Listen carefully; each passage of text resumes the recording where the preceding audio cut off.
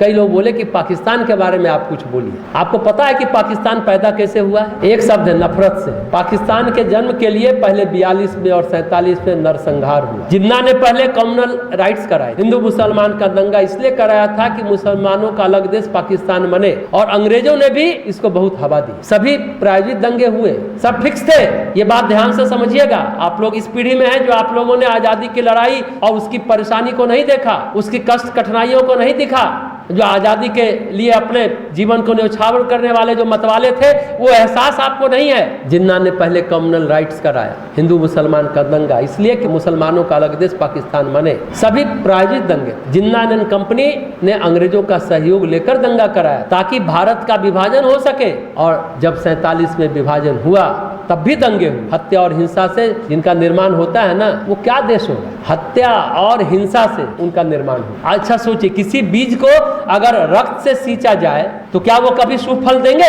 शुभता आएगी वहां? कभी नहीं आ पाएगी। इसलिए पाकिस्तान देश के रूप में कभी स्वस्थ और संतुलित नहीं रह पाएगा। कश्मीर में 47 में जो घुसपैठ हुई थी आजादी के जस्ट बाद, पाकिस्तान ने काबालियों ने हमला किया, काबालियों ने, लेकिन दरअसल काबाली बन करके पाकिस्तानी सेना ने हमला। जब विदेशी दबाव पड़ा तो उनका झूठ पकड़ा गया, उजागर हुआ। 1947 हो, 1965 हो, 1971 हो, फिर कारगिल हो, और फिर आज पहलगाम का हमला हो। पाकिस्तान की सिपाही आतंकवादी बनकर हमला करते हैं, ये क्लियर हो गया। नफरत का आलम क्या है जानते हैं, और उनकी मानसिक दिवालियापन क्या है? एक उदाहरण से समझिए। एक पत्रकार से किसी ने वहां पूछा कि आक्रमण होता है तो आप क्या करेंगे? अरे पत्रकार जिसे हम पढ़ा लिखा लोग मानते हैं, वो क्या बोल रहा है? हमारे मजे हैं, उनकी फिल्म की जितने हीरोइन हैं उन्हें हम सेक्स स्लेव हम बनाएंगे, यानी सेक्स गुलाम बनाऊंगा। किसको मजे है हमारे? कैसा कैसा शब्द वाग देखता है। देखिए उस पत्रकार की मानसिकता कैसी है। विकृत मानसिकता का शिकार ये पढ़ा लिखा व्यक्ति है। आज भी पाकिस्तान में जाकर रहने लगे, हिंदुस्तान से जो लोग गए, चाहे वो हिंदू हो या मुसलमान हो,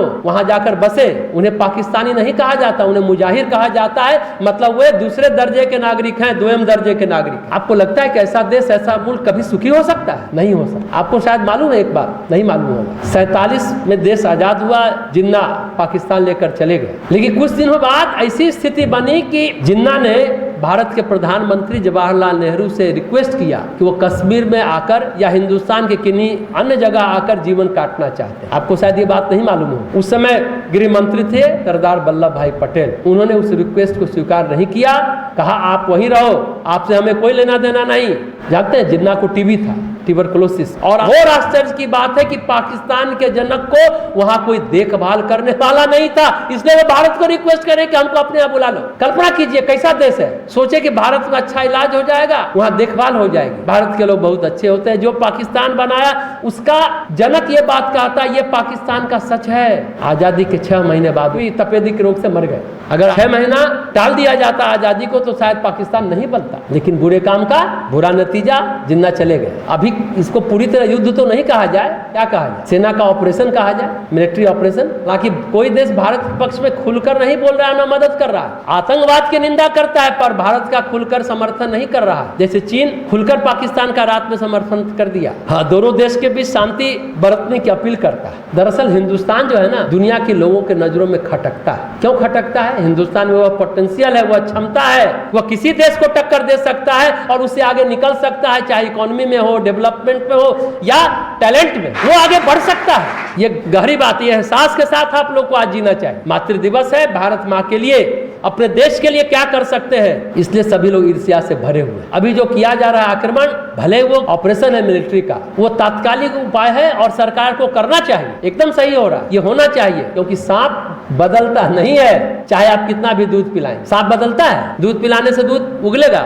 जहरी उगलेगा ना। अभी झारखंड में एक समाचार आया था, एक आदमी जो सांपों का दोस्त अपने को कहता था कि सांप और हम दोस्त हैं, उसे सांप ने ही काटा और मर गया। तो अखबार में शीर्षक क्या निकला? दोस्त ने काटा दोस्त को। तो की स्थिति क्या है पाकिस्तान की? अरे जब वो अपने प्रधानमंत्री राष्ट्रपति को फांसी दे देता है या देश निकाला दे देता है या जेल में रखता है, वहां की तो ये मनोवृत्ति है। उस स्थिति में हम लोगों को क्या करना है? अब पड़ोस में सांप रहता है, बिच्छू रहता है, अब घर तो छोड़ नहीं सकते ना, लेकिन सावधानी के साथ रहना होगा। जंगली जानवरों से आप मनुष्यों जैसे बर्ताव की अपेक्षा क्यों रखते हैं? वहां की सरकार बर्बर हो चुकी है, उसे मनुष्यता ढूंढना निरर्थक निरर्थक है। अपने यहाँ महर्षि व्यास ने कहा मनुर्भव, मनुष्य हो जाओ। मनुष्य होने से कोई मनुष्य नहीं हो जाता, मनुष्य के शरीर मिल जाने से। मनुष्यता होने पर कोई मनुष्य होता है। परम पूज्य गुरुदेव वेदमूर्ति तपोनिष्ठ पंडित श्री राम शर्माचार्य ने भी लिखा है ना, मनुष्य का जन्म तो सहज होता है और मनुष्यता उसे बहुत कठिनाई से प्राप्त होती है। ये अहंकार, ये महत्वाकांक्षा मनुष्य को मनुष्य नहीं रहने देती है। ये बात को ध्यान रखिए। जैन धर्म में एक शब्द है नील लेशिया, वर्धमान महावीर कहते हैं। मनुष्य शरीर में पागल सा बर्बर पशु होता है मनुष्य के अंदर। पाकिस्तान के